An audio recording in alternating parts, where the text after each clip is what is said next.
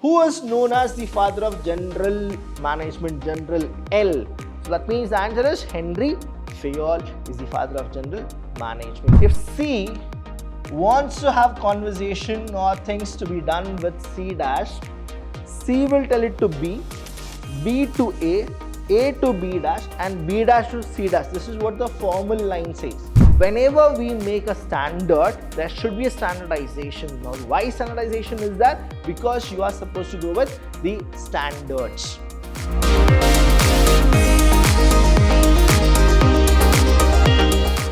Hello everybody, a warm welcome to one and all. I'm Abhilash Chandra from the Department of Commerce and Management in Vidhyaashram PU College, the Temple of Excellence. Welcome to all the students for the second chapter revision, that is the Principles of Management. Now in this chapter, what usually you people will be getting is like one mark question, 1 2-mark question, then you will also have a 4-mark question and then a POQ question. Now please do understand here, the pattern of the PUC question paper has changed. You will be getting actually 2 1-mark question, 2 2-mark questions. So please understand the pattern here and then go for it. So when we go for these kind of a thing, you can also get a 2 4-mark question as well. So please understand, this chapter is very important for you. Let's go with the session here. The first one, section A. What are the questions which you can predict? Let me help you. The Vidhyaashram is the only college which does this for the students for free. Let's understand the pattern here. Now, there are two people who are very famous in the management history in the second PUC syllabus, that is Henry Fayol and F.W. Taylor. Now, who is Henry Fayol? Who is F.W. Taylor? Please understand. The word here, Henry Fayol, the name which says he is the father of General L, General Management. Now, General Management, who is the person? That is Henry Fayol. H-E-N-R-I you can write, or you can write H-E-N-R-Y. Fayol, F-A-Y-O-L. So here the trick is, the Abhilash Chandra trick is very simple. Fayol L, General L. So who is the father of general management? Henry Fayol. The same way you have who is the father of scientific management. Scientific management. Now here you have T. So here we have a person named F.W. Taylor. So T.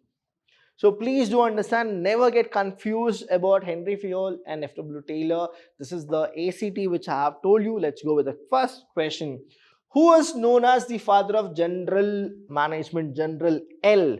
So that means the answer is Henry Fayol is the father of general management. See, he has done a lot of contribution to the world of management. Again, F.W. Taylor also have done a lot of contribution, like his techniques of scientific management, the scientific approach, everything he has done so much. So never forget, the general management principles which have been given is Henry Fayol, and scientific management and their work was done by F.W. Taylor. The second question, name any one new technique. Name any one new technique of management developed on the basis of principles of management.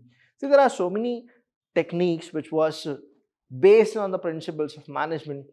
One of them was operational research. That was a very good contribution for the society of management. The next was cost accounting was actually given, that is, they'll only deal with the cost of the company. So these, any one of the thing you can actually write. So they have asked any one, because it's a 1-mark question. You can write operational research or cost accounting. Next is, who is called the father of scientific? See the word here, scientific. T is there. So who is that? F.W. Taylor. Very easy to remember. Frederick Winslow Taylor. You can write F.W. Taylor or you can write Frederick Winslow Taylor. But when you write Frederick Winslow Taylor, please make sure the spelling is correct. If you write something else, no, they will cut your marks. Instead, you can write F.W. Taylor. Very easy for you people to remember it as well as to write it.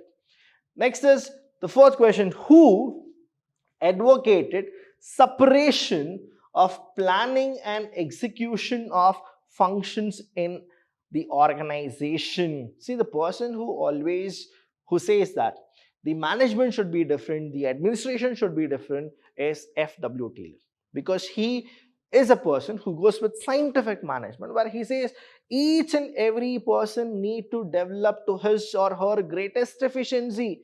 When you have too much things, you can't expect efficiency. You need to separate it. Who is the person who advocate? F.W. Taylor. Next is, what is standardization according to Taylor? Standardization means what? Setting standards is called standardization. So example, I'll tell you that you need to make 1,000 calls. Now, how did I say that you need to make 1,000 calls? Why did I not tell 999 calls or 1,001 calls? Why did I say 1,000 calls? Please do understand. These are the things which you people need to know, that whenever we make a standard, there should be a standardization. Now, why standardization is that? Because you are supposed to go with the standards. Next one here, let's go with a basic example of what standardization is all about. Standards are set by the company and the employees are supposed to work on it. So here you have standards and the employees will go with actual performance. And always you check the standard and then you will go with the actual performance as well. So let's understand here. Now, what is standardization according to Taylor? Now, standardization refers to the process of setting standards for every business activity. That is what is called a standardization. Next, let's go with the section B here. Give the meaning of mental revolution as propounded by Taylor. What exactly mental revolution is, you need to understand that first. Now, there are so many techniques of scientific management where mental revolution is also there. Now, what this mental revolution says is, in any organization, when there are so many people, they tend to have competition. So they always want to win over somebody. So mental revolution is always like, he converted the whole scenario where competition should always result in cooperation. See, beautifully he has defined mental revolution, where the competition shouldn't be there. That way of cooperation should be adapted. That is what mental revolution also aims at. So mental revolution involves a change in the attitude of workers and the management towards one another, from competition to cooperation. If you write this, you get 2 marks. Next question. What does discipline according to Fayol? What does discipline according to Fayol? Now, Fayol has given us the 14 principles which start from division of work. Now, division of work is done. Next is you have authority, responsibility. Third one is discipline. Then is the fourth one, unity of command, unity of direction, scalar change, subordination of individual interest to group interest. You have fair remuneration, order. Now, all these are the 14 principles where you are supposed to understand. The question here is, what is discipline according to Fayol? You shouldn't write what is discipline according to you. Now, what Fayol said in his book, where that is a general industrial management, where he said, and that was written in French and later it was converted into English, where he says discipline is all about obedience. Discipline is always about obedience, where the workers need to be disciplined. They are supposed to work according to the management. They are supposed to be obedient. Now, the same way you are supposed to go with. Now, discipline is the obedience to organization, rules and employment agreement which are necessary for the working of the organization. This is what Henry Fayol have defined the word discipline as in the 14 principles. Please do stick on to the same answer, because you can't write something else, because you need to write what Fayol thinks, not about what you think.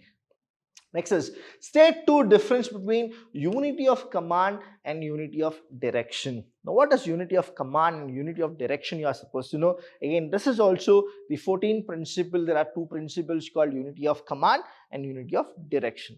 Now, what exactly you mean by unity of command? That means each and every employee need to have one boss. That is, an employee should have one boss. An employee should report to only one person. That is, and that one person should give command to the employee. That is what unity of command is. Now, unity of command prevents dual subordination. Unity of direction prevents overlapping of activities. Unity of command affects an individual employee. Unity of direction affects the entire organization. So any of these two you can write it. And if you check my sessions, I have given you more and more differences about unity of command and unity of direction. Whichever you feel it is easy for you to understand and write it, you people can write. Next is, what is scalar chain? Again, the scalar chain is also one of the 14 principles of Henry Fayol. Scalar chain means what? It is all about the communication between the subordinates. Now here what happens, if you need to report anybody, if you need to take any advice from anybody, it is only your superior who is the hierarchical post, that person need to be there. Now you can write a diagram also for scalar chain. This is what the scalar chain will look like, where you have people like this. Now you have here the top level, the middle level and the supervisory level. Now scalar chain is all about the authority and responsibility. Now authority flows from top to bottom, and this is authority, and responsibility from bottom to top it goes. Now this is what the scalar chain, it's a military concept, scalar chain is. So the formal line of authority from highest to lowest rank is called as scalar chain. And the last question here is, what is gangplank? Again, in scalar chain only there is something called gangplank. I'll tell you what this gangplank is. I'll take this same example here. Let's go with here we have a person called A, B, C. Now here we have a person called B dash and C dash. Now understand, according to scalar chain, it is the highest to the lowest rank. So A will tell something to B, B will tell to C, and C to somebody else. The same way, if C needs to tell something, he should tell B, but he shouldn't tell A directly. It's a military concept kind of a thing. Now, if C wants to have conversation or things to be done with C dash, C will tell it to B, B to A to B dash, and B dash to C dash. This is what the formal line says. But due to emergency, the word here is what? Emergency. Due to emergency, they will not follow scalar chain, and the communication happen with C and C dash, and then they go with it. Whatever the decisions is taken, that is called as gangplank, and it is done only in the case of emergency. Usually you shouldn't do it. Now, gangplank is the shortest route in the scalar chain which allows employees at the same level. What is it? Same level. See here, C and C dash both are in the same level to communicate with each other directly. It should be used only in case of emergency. So this is what the gangplank is all about. So these are the questions which you are supposed to write like this. Wherever you feel like writing diagram, please do write diagram, because you'll be getting more marks. So let's go with the next question here. And we have the section C. Section C is all for 4 marks. What are the questions you people will get? You may get a question called 14 principle, scientific management, principles of management, techniques of management. So get prepared for it. The first question, discuss the significance of principles of management by explaining any 4 points. The word is here, it's a straight question. They're asking you the importance or the significance of principles of management. Any 4 points you can write it, but I told you the pattern, how you are supposed to stick. You are supposed to go with meaning, definition, introduction to the question, then go for the significance or importance of principles of management. Next question here we have is, explain the principles of management contributed by Taylor. Now, Taylor, this question, please understand, this question can be asked in 3 different ways. One of the question which we have here, contribution or contributed by Taylor.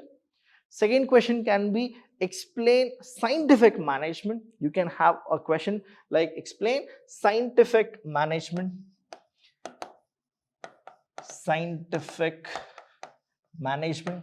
And you can have a question, explain scientific management of Taylor. So all the 3 questions are the same answers. You can go for it. Again, I told you the pattern. You write the meaning, then the definition, then the introduction to that particular question. Then you jot down the points. There are 4 principles which you people can write it, and then explain each and every principle. Now, F.W. Taylor is a person who was always opposing few things. Like he says, science, but not rule of thumb. So there should be not a rule of thumb. That means what exactly it is? Replace men with machine. Production should be more. That is what he says. Scientifically, you are supposed to think is what he says. Second, harmony, not discord. There should be harmony, but there should not be any discord. Now he says cooperation should be there, not individualism. And he also says that development of each and every individual to his or her greatest efficiency. That means he says, please don't restrict anything. You need to grow, you need to improve yourself, and you have the ability to do it if you're doing it on a daily basis. Definitely don't stick on to the same job. You are supposed to always accelerate yourself and see to it that you reach to the pinnacle. That is what he says. Next is explain the 4 aspects of work study developed by Taylor. Now you can also have a question like this, that is, explain the techniques of scientific management. So these are the 4 techniques: method study, motivation study, time study, and fatigue study. Please refer my notes, as well as please do watch all the videos which is there in the Vidhyaashram playlist. Go to Vidhyaashram. If you have not subscribed, please do subscribe, like, and comment in the comment box.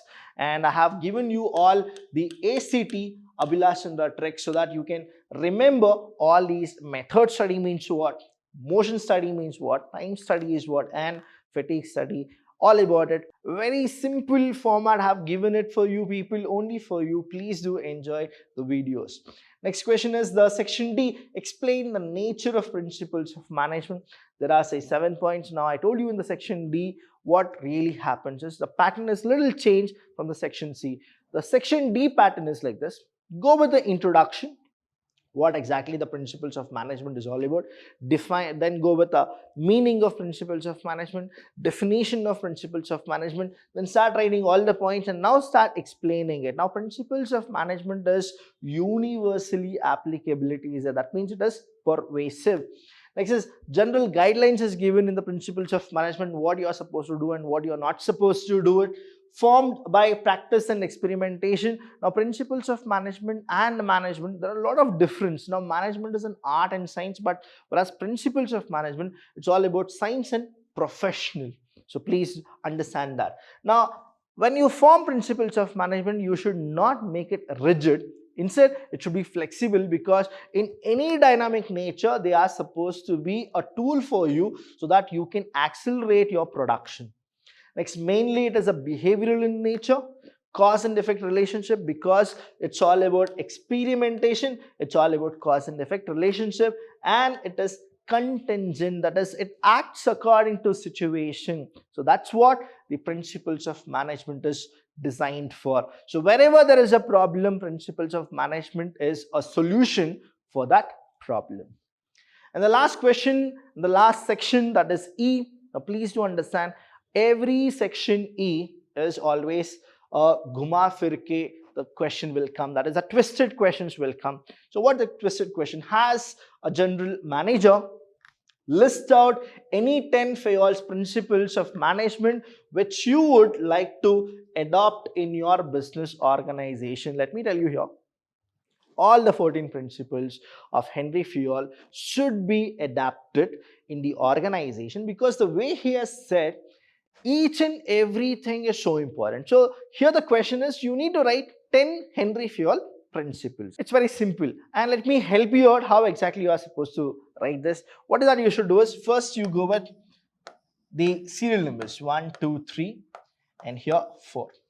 You go with here 5, 6, 7. Here you go with 8, 9, and 10. I can show you the 14 in the revision classes. I'll just tell you here the 10. If you check my classes which is there in the playlist, there I have given all 14 with the explanation. Here you just need to list out. The first one, whenever you have a person who comes to your company, what is that you are supposed to do? A fresher who have come to your company, the first thing what you give is, you give him work. That is called as division of work. Division of work. Now after that, you will actually give that person authority as well as you will give responsibility. If only given authority, he will behave something like a different person, but give him responsibility. If both are given, definitely that person will be disciplined. He'll be disciplined. So this is one story. Next is, he is a person need to report somebody. So that should be something called the unity of command. And the person who gives command should give direction. That is called unity of direction. S for 6 and S for scalar chain. Scalar chain. We have already gone with this. What is scalar chain? It's all about the highest rank to the lowest rank. Then the seventh one is that is like 7. The mirror image of 7 is called F. F in the sense fair remuneration. Whoever comes to your organization, you are supposed to give them the fair remuneration. Then if you go with E for 8, E for equity. Equity. There should be equality in that. Then the 9th one, the 10th one, you can go with any kind of a thing. There should be what? Decentralization and centralization. And 1, 0, 10. 10 in the sense you think that this 0 is like O. O in the sense order. Everything should be in order. And there are more, like you have subordination of individual interest to group interest. You have 11th one is subordination, 12th one is initiative, 13th one is stability, and the 14th one, because he is from France, that is, he is a person from Turkey, and he said that 14th one is called Esprit de Corps. That is called unity should be there. Only then they can be success. So these are the things which you people need to go with. Please do see the video once again, and please do enjoy. Any doubts you have, you can call us anytime. We are always there to help you. Thank you so much. I'll see you when I see you.